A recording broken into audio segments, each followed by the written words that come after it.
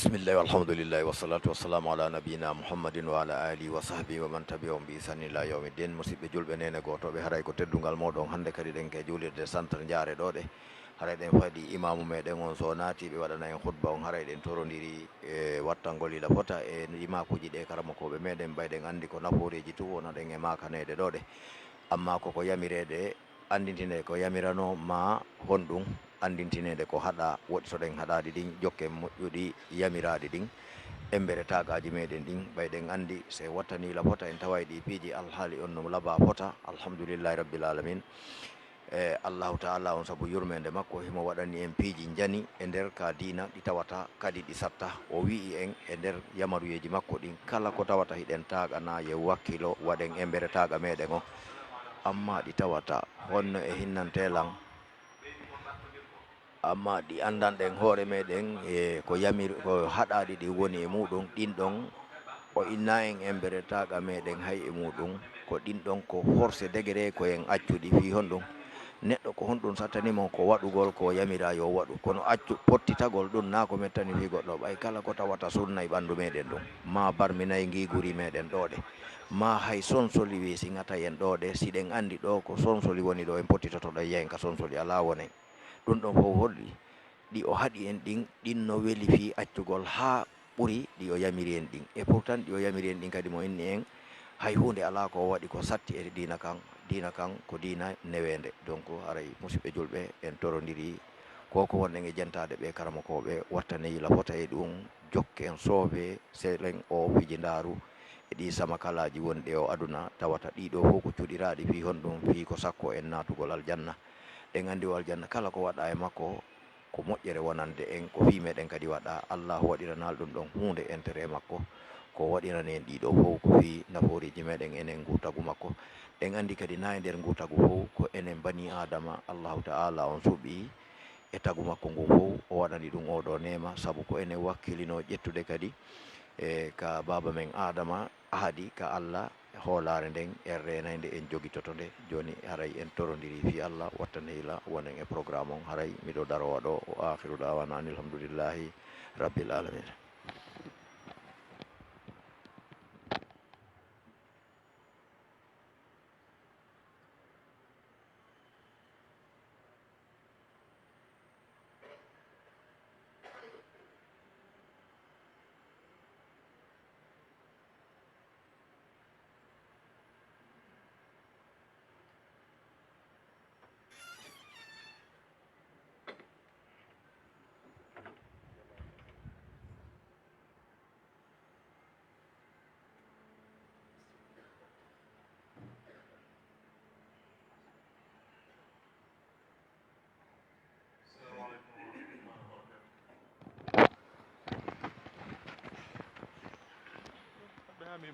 Allahu Akbar, Allahu Akbar, Allahu Akbar, Allahu Akbar. Ashhadu an la ilaha illallah.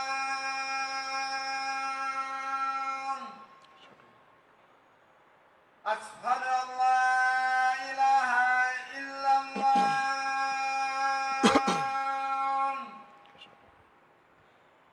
أشهد أن محمدا رسول الله.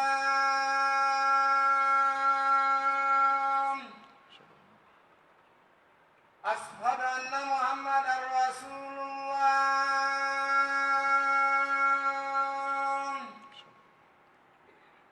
حي على الصلاة.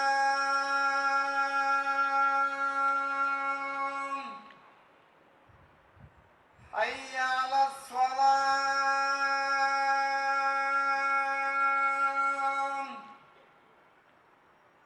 حي على الفلاح.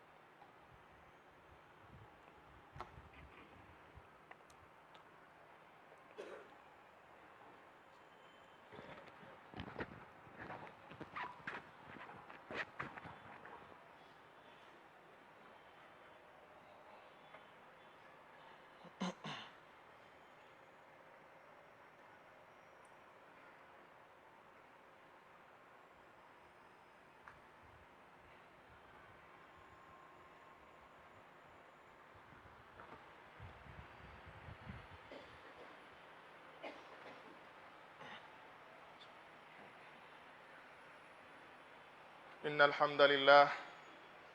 نحمده ونستعينه ونستغفره ونعوذ بالله من شرور أنفسنا وسيئات أعمالنا من يهده الله فلا مضل له ومن يضلل فلا هادي له وأشهد أن لا إله إلا الله وحده لا شريك له وأشهد أن محمدا عبده ورسوله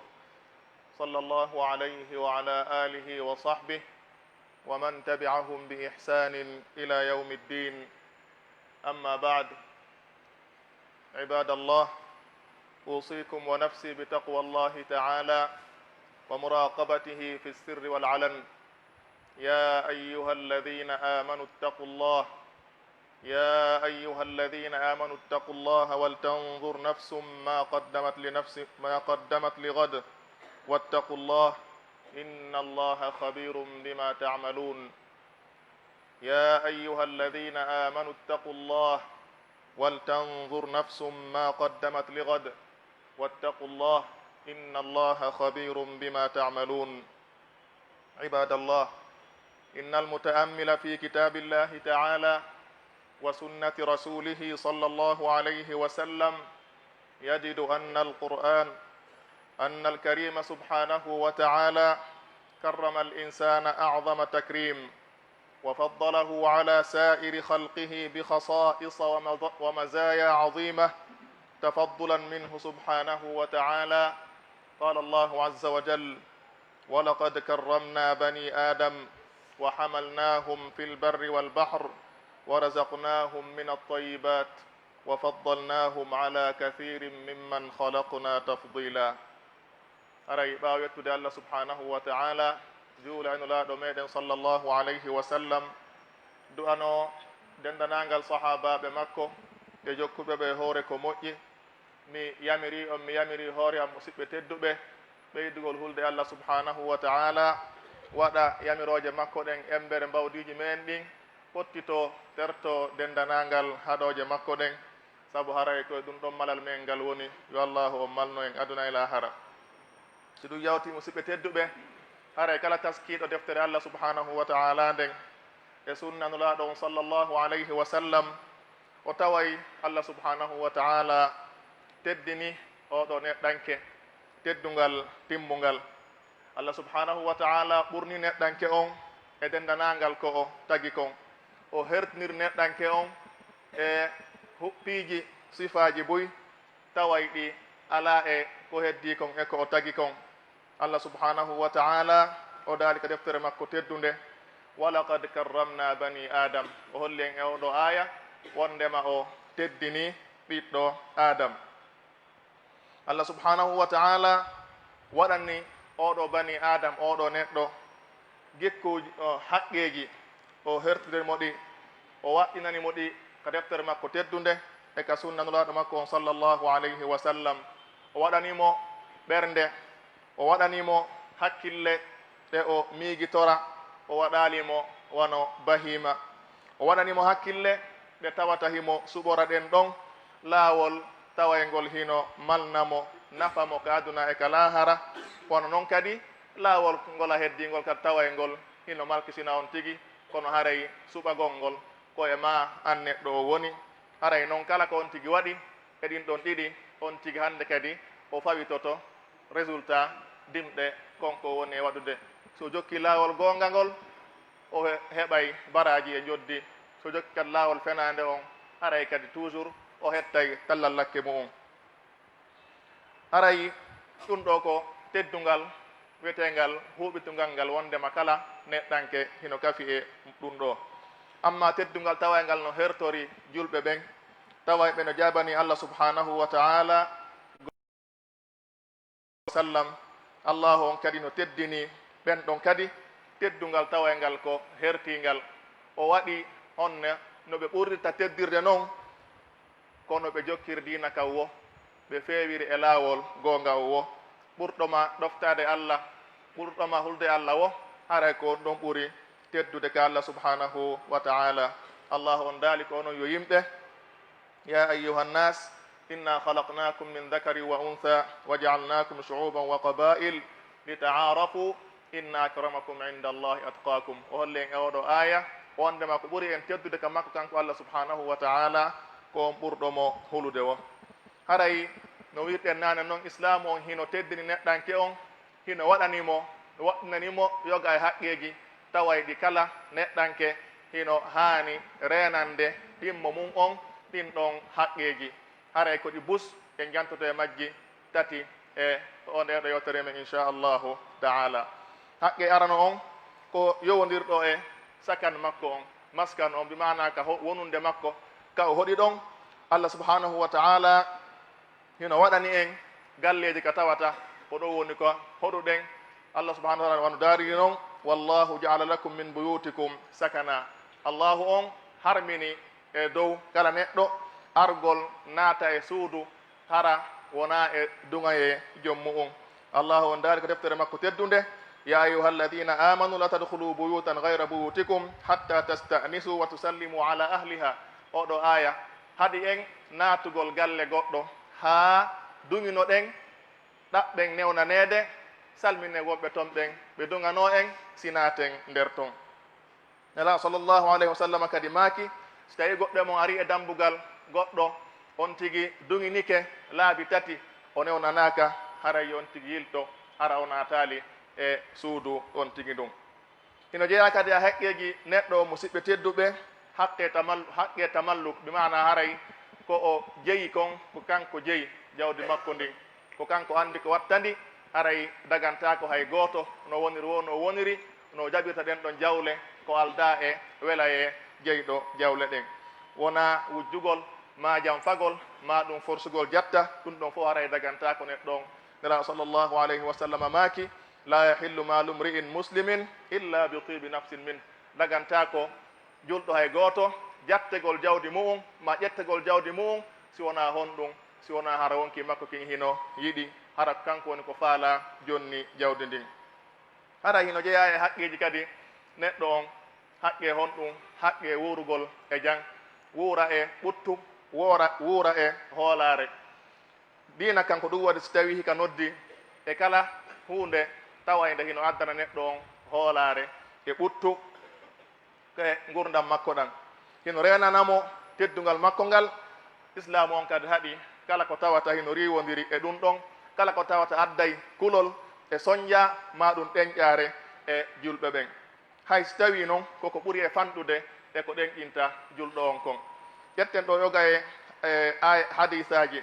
nelaɗo men sallllahu alayhi wa sallam ɓe haɗi en hulɓingol julɗo ɓe maaki la yahillu li muslimin an yurawwi'a musliman daganta ko julɗo ka o ɗenƴinta musidɗo makko julɗo ɓe haɗi kadi honɗum nde goɗɗo suuɗata bimana fiyen faamu goɗɗo ara wallina ɗo piihum mu'um o hucca tun goɗɗo ara ƴetta suuɗa fi dardagol mo so yaari nden ɗenƴande toon islamu on haɗi sabu ɗum ɗon yon tigi ƴettu mataa gayrihi nala sa sallam ɓe maaki la yahudanna ahadukum mataa akhihi laiban wala jaddan woni ko figi daruwo woni ko soobewo si musidɗo ma wallini piihum mum ɗo o hucciti ha rewata memu kum wona hayso noon a fijay wono andirɗo woɓɓe goo fijay inna ƴetta e suuɗa ndargol so yaari réaction makko ɗum ɗo fof haray koko dagaki wonande enen julɓeɓen saabu honɗum konko o hattoto ɗon konko ɗum jibinantamo konko ɗum wattamo ɗenƴare tentini noon ɗe gandi haray piihoy ko on tigi wallinta e donc e mum sifa koye ɗon on tigi wallina goɗɗo ara tawa goɗɗo ƴetti ɗo yon tigi andu ƴettaka nden ɗon ɗenƴande ngol ɗon kulol saabu ɗum ɗon l'islamu on haɗi ɗum ɗon wono noon kadi islamu on no haɗi en honɗum sapporgol neɗɗo jogoran no woniri o noon foti ko kaafa ma ko laaɓi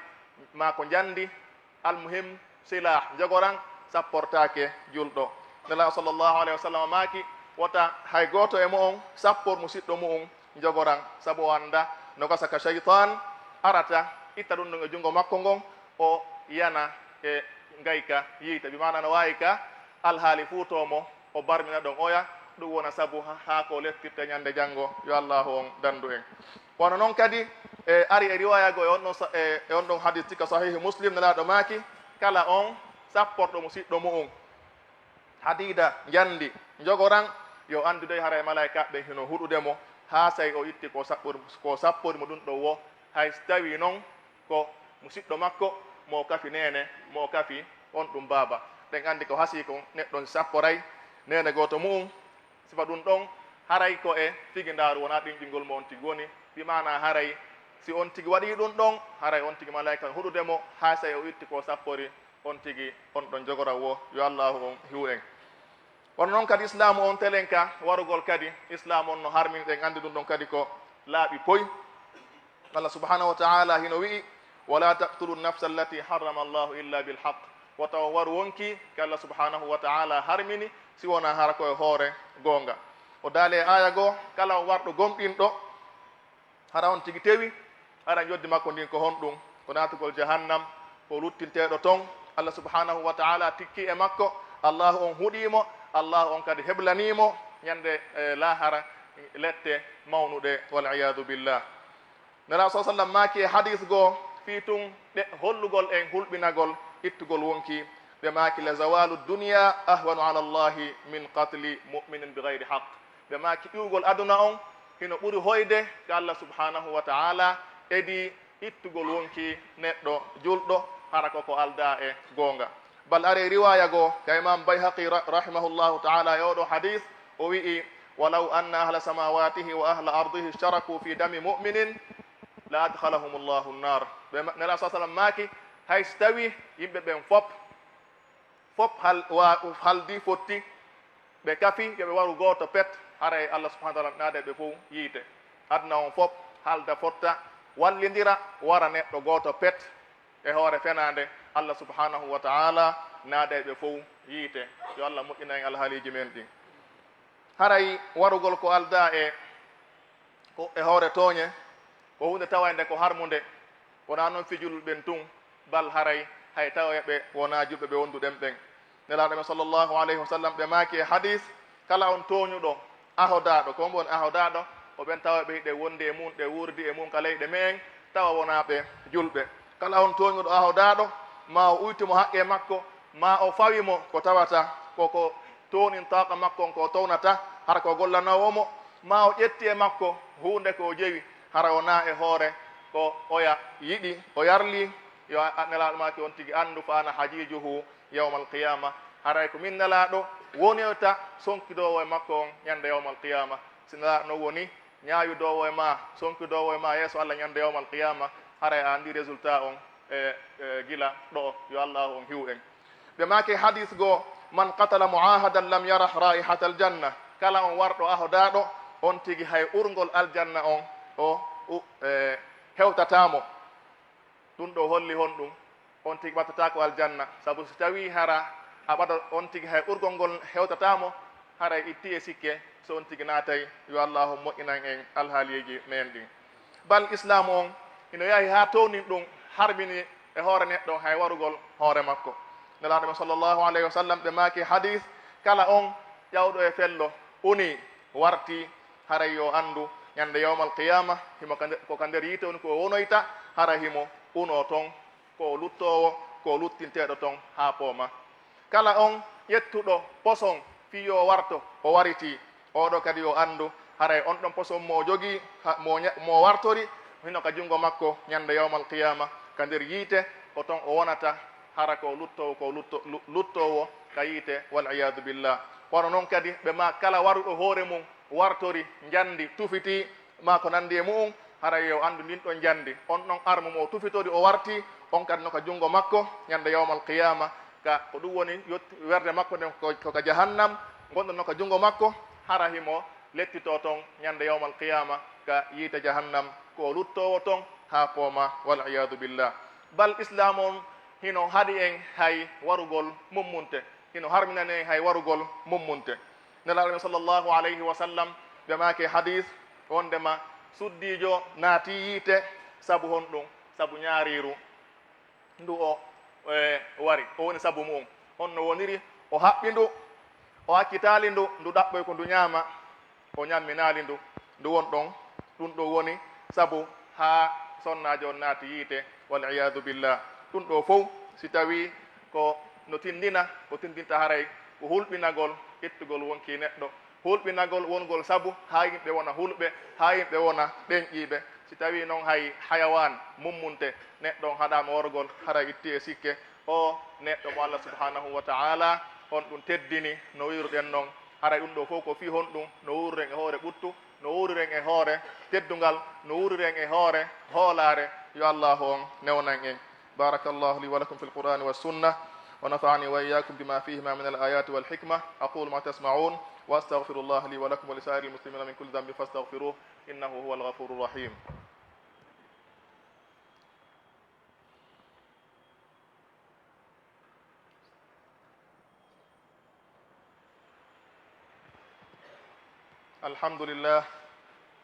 الحمد لله على إحسانه والشكر له على توفيقه وامتنانه وأشهد أن لا إله إلا الله وحده لا شريك له تعظيما لشأنه وأشهد أن محمدا عبده ورسوله الداعي إلى رضوانه صلى الله عليه وعلى آله وصحبه ومن تبعهم بإحسان إلى يوم الدين أما بعد هذا مسيب تدوبة كوكو جان دناني فو ko haqqeji tawayɗi yimɓe ɓen hino kafi e mu'um haray noon catégorie jama on kadi Allah subhanahu wa ta'ala hino waɗɗinani catégorie ɓe jama haqqe no jeeya e mu'um mawɓe no jeeya e haqqe mawɓe hon ɗum teddingol ɓe nelaɗo sallllahu alayhi wa sallam ɓe maaki no jeeya e teddingol Allah teddingol jompuri julɗo ɗum ɗo haray ko jeeya ɗum e haqqeji mawɓe yo Allah on newnan en teddingol mawɓe ɓen ino jeeya e maɓɓe suddiɓe ɓen no jeeya e maɓɓe fayɓe ɓen no jeeya e maɓɓe sukaɓe ɓen ɓeɗo fo Allah subhanahu wa ta'ala no waɗani en mo kala e maɓɓe haqqeji teddingol on tigi hara hoynalimo hara toñalimo jattal jawde makko e hoore fenande ɗum ɗo fof ko naatu ɗum e hon ɗum e haqqeji ɗi wiɗen nane ɗin ɗi kontatako e nder hutuba goto ko ɗum waɗa so yoɓɗen fi haqqeji tati pet amma haqqeji ɗin hiɗi heewi moƴƴa hara mo kala men koye watta yili reena haqqeji siɓɓe heddiɓe mum ɓen e niveau mum on wona o ma o mo kala yo ndaaru haqqeji yimɓe ɓen on tigi teddina ɓe on tigi reena ɗin ɗon haqqeji so waɗiri noon en fof e wuura e hoore ɓuttu yoni en fiyo en anndu fiyo en waawi hutorde ɗum ɗo o maako nulaaɗo sallllahu alayhi wa sallam ko ɓe maaki o hadis daɓɓo mo annduɗen la yuminu ahadukum hatta yuhibba li akhihi ma yuhibbu li nafsihi hay gooto e men gomɗinta haa on tigi yiɗana musidɗo makko on konko yiɗani hon ɗum hoore makko kala ka yiiɗa mawɗo anndu waɗumo place mawɗo ma on si a yawta mawɗo ma on hara yawa mo kala ka yiiɗa suddiɗo waɗumo place nene ma ɗum jaaja ma ɗum ɓiɗɗo ma si ɗa yiɗi yawanede yawe on ɗo yo yawe ma yo hoyne haray ɗa wawi hoynudemo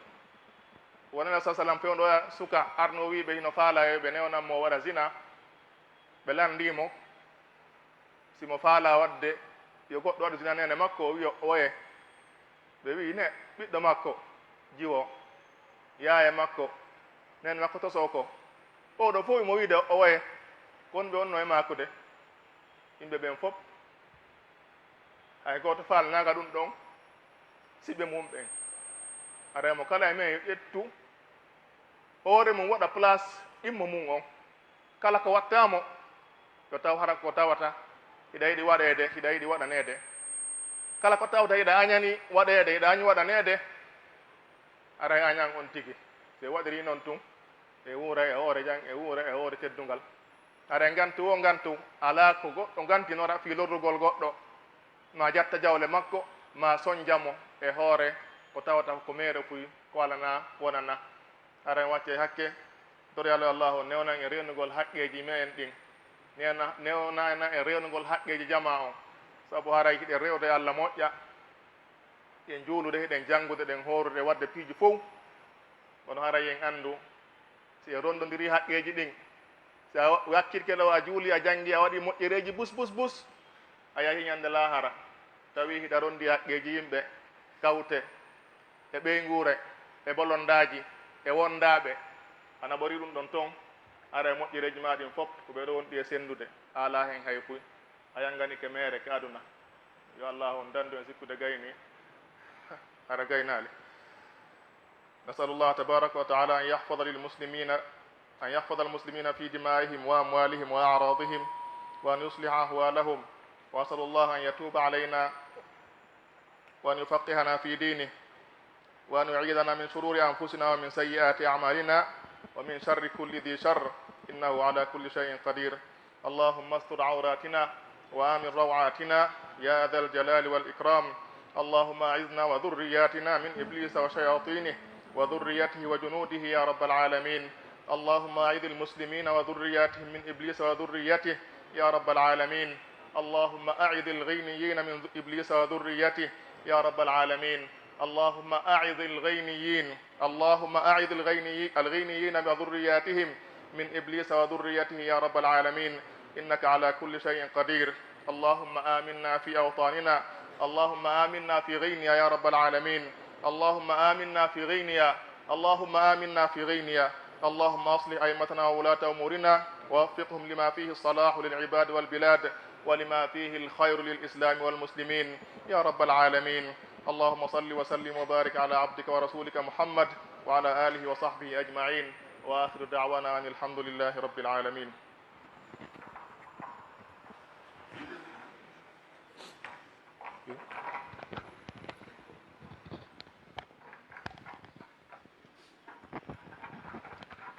الله أكبر الله أكبر، أشهد أن لا إله إلا الله، أشهد أن محمدا رسول الله. حي على الصلاة حي على الفلاح، قد قامت الصلاة قد قامت الصلاة. الله أكبر الله أكبر، لا إله إلا الله.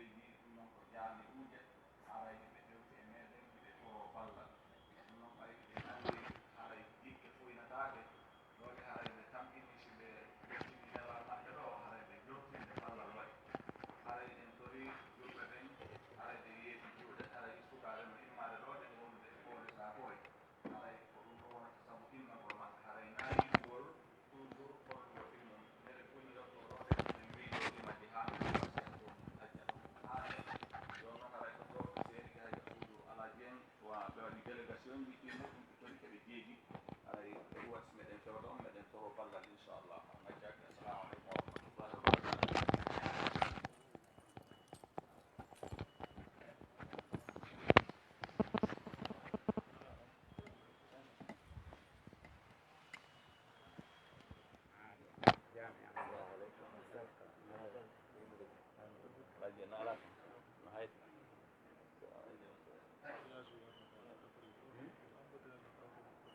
min wonde hay ngol laawol ɗo mi arata ha dicsillo seppantay ɗo paske rewgol dow wongal ga moƴƴo heɗe yeeɓi juuɗe haa ka sonnaɓen to inchallah fof ko probléme ɓe yeeɓi juuɗe haa ka sonnaɓen to fof ɓe yurnoraɓe ɓaawa ɗon ɗino yaawira ɓayde hay haray ƴetti seeɗa si yimmiɓen ɗuuɗi haray wawete jomni weele juuɗe heñe hara toon ngaali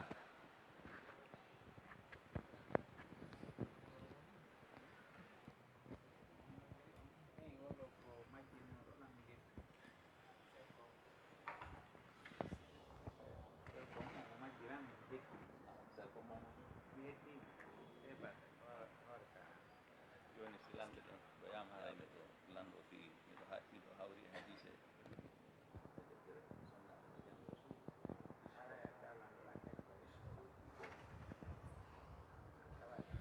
joni ara ɗe wawi fuɗɗade lande ɗen kenen inchallah haray noon hatta eɗen annitina jama on hara ɓe hoolorade ɗum ɗa tum ɓe yeggita fi ɗum ɗa haray miɗo lando ɗo landal miɗo hawri e hadis e ɗe balɗe ɗo ishfa'u tu'jaru haray on acci hakke assalamu aleykum wa rahmatullah.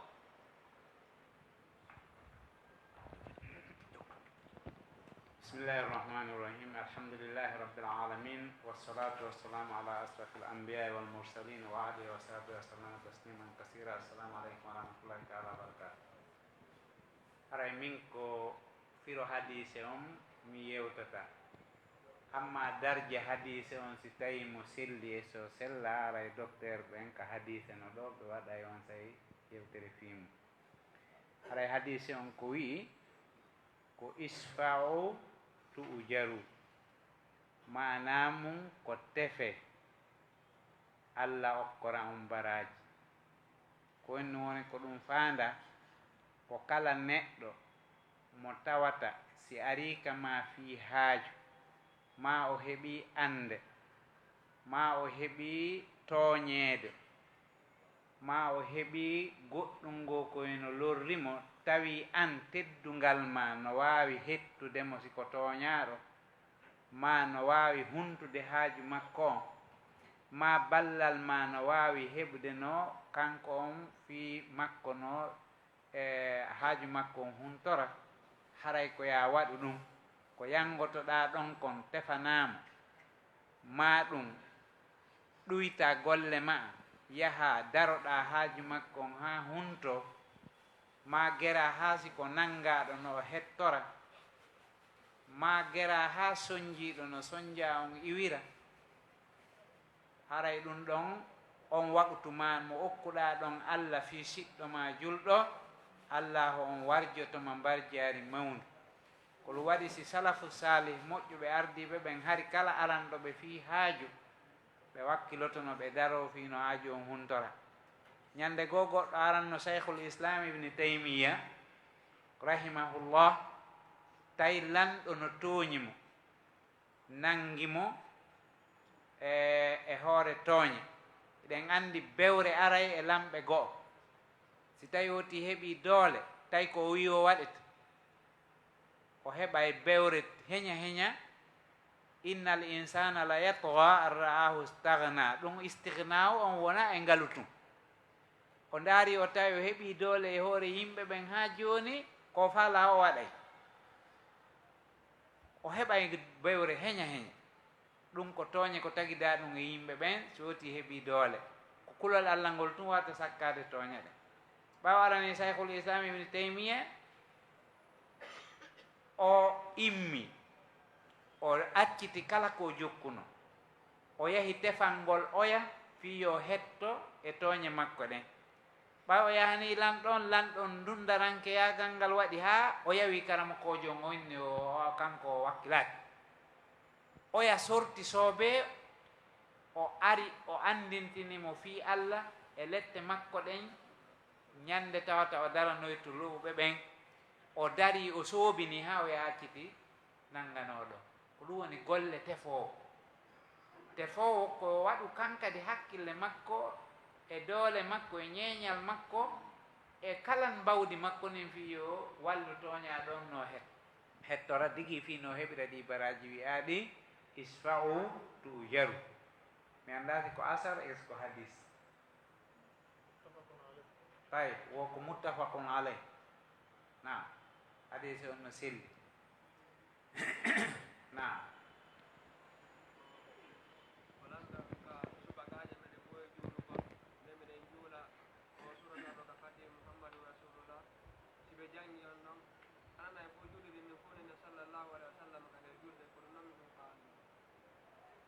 oɗo ko landi o wi ndehi ɓe juula wono subaka ni ma wiyen julde feññintende si ɓe ƴetti o aya ka lannode suratul fath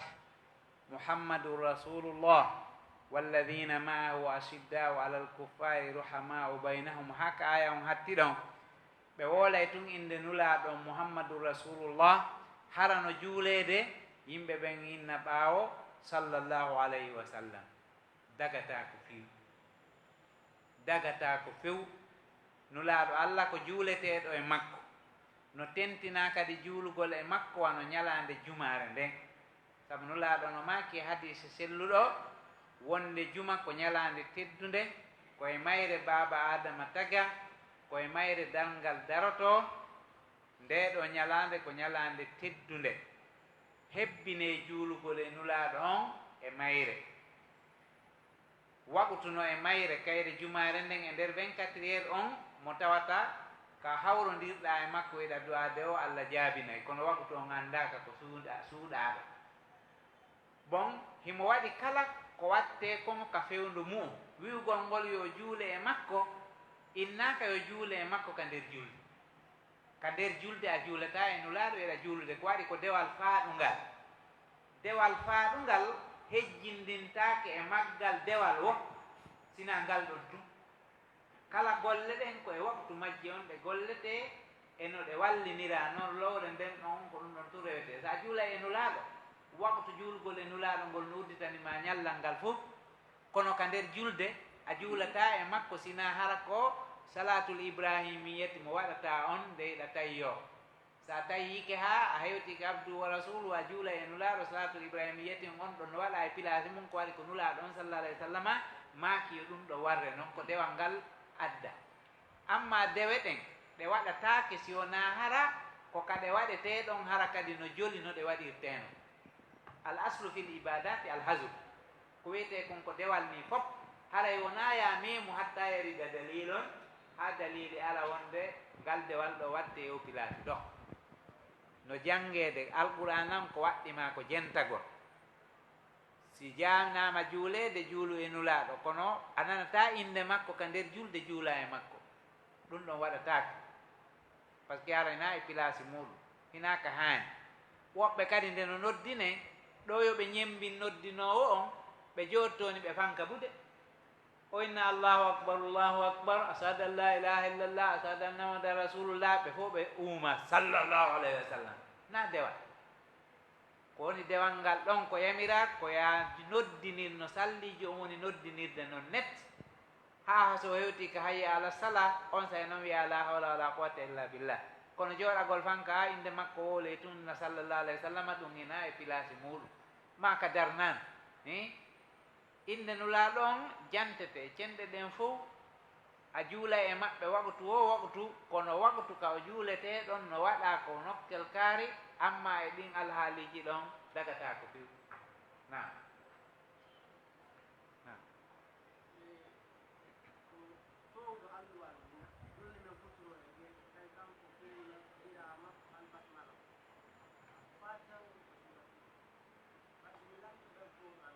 na na na ɓeɗo ko landi ɓe maaki ko goɗɗo julni ɓe mo tawata kadi no muuti e gandal o feññini bismillahi on ka fatiha o feññini bismillahi on ka simore haray no dagi feññingol bisimillahi on ka fatiha no dagi feññingol ka simore kono haray no lundi e ko haani kon ɓen faamude bisimillahi on jangete ka fatiha o jangete kadi ka simore kono ko suuɗugol mo ko ɗum ɗon joli ko ɗum ɗon ɓuri moƴƴude hay si tawi a feññinayi hara ko wonde wonde fii hollugol wonde no waɗe kono na ko duumi ko ɗum waɗi si saykhul islam ibne taymia kamɓe kan tatbiqiyan ɓe suuɗayno bisimillahi on ka fatiha wano 99 e nder temedere nden ɓe feññina wonde nde wootere e nder temedere nden hollugol harma no dagi karama koɓɓen ko yeddodiri bisimillahi on ko si tawi ko jeeyaɗo ka fatiha ma siina ko ɓuri tabitude ko bisimillahi on hina ka fatiha jeeya ko aya addaɗo fi barkinorgol simoje qur'ana ɗen fof si wona suratu tawba simoje qur'ana ɗen fof 114 cortewol fof mum no waɗana bisimillahi rrahmani rrahim barkinorgol udditorgol cortewol ngol sina suratu tawba bon ko noon kadi ardi ko taw qiifi ko ni ardi ka islam on mentini no waalori ɗon no amma ellaji ko haɗi waɗe woɓɓe ena ko fi ko cortewol baraa woɓɓe wi ko fi ko cortewol argol fi lette woɓɓe no inni ko pay ko waɗi ko kangol e lamfaali ko cortewol gootol si tawino ko ɗi cortewol gootol ɗi limete no cortewol gootol kono lamfaali no lima cortewol tawbati no lima cortewol joni araali bisimillahi e maggol ko lutti kon fof ari bisimillahi on jangete kono ko suuɗugol mo ɓuri moƴƴude di feññingol ngol ka julde amma malikiyanke ɓen kan hiɓe innitode bisimillahi on jeyaka e fatiha on asla wonɗo janngude defte maɓɓe ɗen fof yiyay wono ka risalatu bne abi zeydi ɓe windi ɗon wala yastaftiu bi bisimillahi rahmani rahim ko alhamdulillahi auditorta kono ko jumhuru on wii ko ya janngu bisimillahi rahmani rahimi on e gundo feññina alhamdulillahi rabbil alamina on ko waɗi sahabaɓe buy juulama ɓaawa mum no jeeya e anas maɓɓe anasi e ko nandi e mum ɓe feññinta bisimillahi rahmani rahimi on fillotoɓe ɓen wi'iri noon hella nulaɗo men on sallllahu alayhi wa sallama ɓe heewano feññinde bisimillahi rahmani rahimi ko ɓe udditorayno ko alhamdulillahi on hella ka feññingol suuɗugol ngol noon ɓe jangga e bisimillahi on haray ko ɗum ɗon ɓuri moƴƴude nam haray kadi kala goɗɗo ko gollata ko dalil on wona ɗaɓɓitede wona kanko golluɗon dalil makko on ko ɗum wona ɗaɓɓitede wona kanko golluɗon nam